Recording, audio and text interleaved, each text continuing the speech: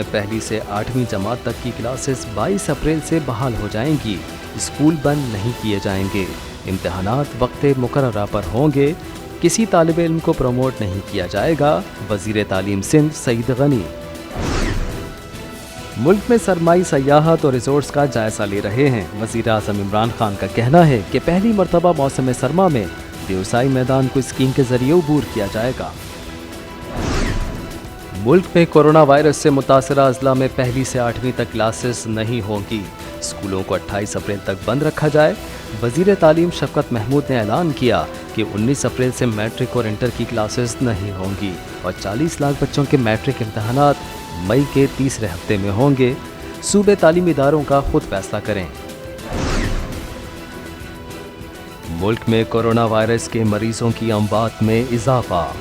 24 گھنٹوں میں 103 افراد وائرس سے انتقال کر گئے۔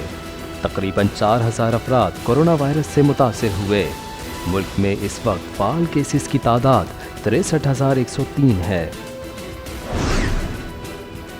National command and operation centre نے فیصلہ کیا ہے کہ 80 سال سے زائد عمر کے افراد کو ان کے گھروں میں کووڈ-19 کی ویکسین لگائی جائیں گی۔ بلومبرگ کی تحقیق کے مطابق پاکستان میں جس رفتار سے ویکسین لگائی جا رہی ہے اسے اپنی 75% آبادی کے لیے 10 سال کا عرصہ درکار ہوگا۔ صدر مملکت ڈاکٹر عارف علوی نے رمضان المبارک کے بابرکت مہینے کے پہلے جمعے کو نماز استغفار ادا کرنے کی تجویز دی ہے۔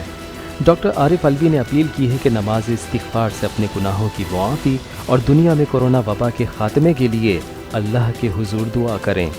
صدر مملکت نے علماء کرام کے 20 نکاتی اعلامیے کو تمام مساجد میں نافذ کرنے پر زور دیا۔ عمرہ ادا کرنے کے لیے کورونا سے بچاؤ کی ویکسین لازمی قرار دے دی گئی۔ سعودی عرب نے نئے قواعد و ضوابط جاری کر دیے۔ عمرے کی ادائیگی سے 14 روز قبل ویکسین لگانا ضروری ہے۔ سرٹیفکیٹ کے بغیر مسجد الحرام اور مسجد نبوی میں داخلے کی اجازت نہیں ہوگی۔ اشیاء خوردونوش کی قیمتوں میں اضافہ ہونے پر سندھ ہائی کورٹ نے سندھ حکومت سے 3 ہفتوں میں جواب طلب کر لیا۔ عدالت کا سندھ حکومت کی 1 سال سے خاموشی اور مہنگائی پر جواب نہ دینے پر اظہار ناراضگی۔ کراچی کی ہول سیل مارکیٹ میں چینی کی قیمت میں 3 روپے کی کمی۔ گزشتہ 1 ہفتے کے دوران مہنگائی کی شرح میں 0.43% کمی ہوئی۔ 12 اشیاء کی قیمتوں میں کمی ہو گئی ہے۔ 24 اشیاء کی قیمتوں میں استحکام رہا۔ روس کے وزیر خارجہ سرگئی لاروف کی وفد کے ہمراہ 2 روزہ دورے پر پاکستان آمد۔ دونوں ممالک کے درمیان باہمی تعلقات، اقتصادی تعاون اور انسدادی دہشت گردی کے امور پر تبادلہ خیال ہوگا۔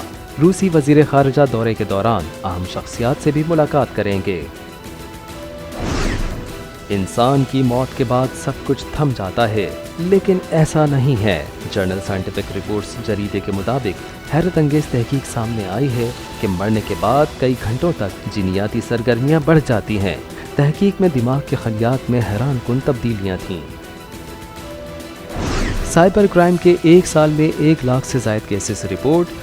FIA کی رپورٹ کے مطابق صرف 700 ملزمان کو گرفتار کیا گیا۔ روزانہ سینکڑوں شکایات موصول ہوتی ہیں لیکن کارروائی نہیں ہوتی۔ اور انڈیا کے معروف مجسمہ ساز منجیت گل سنگھ نے فوک سنگر شوکت علی کا مجسمہ تیار کر کے انہیں خراج تحسین پیش کر دیا۔ شوکت علی کا مجسمہ انڈین پنجاب کے ہائی وے پر نصب کیا جائے گا۔ اس سے قبل منجیت گل سنگھ نے عبدالستار ایدھی اور شاعر بابا نجمی کا مجسمہ بنا کر انہیں خراج تحسین پیش کیا تھا۔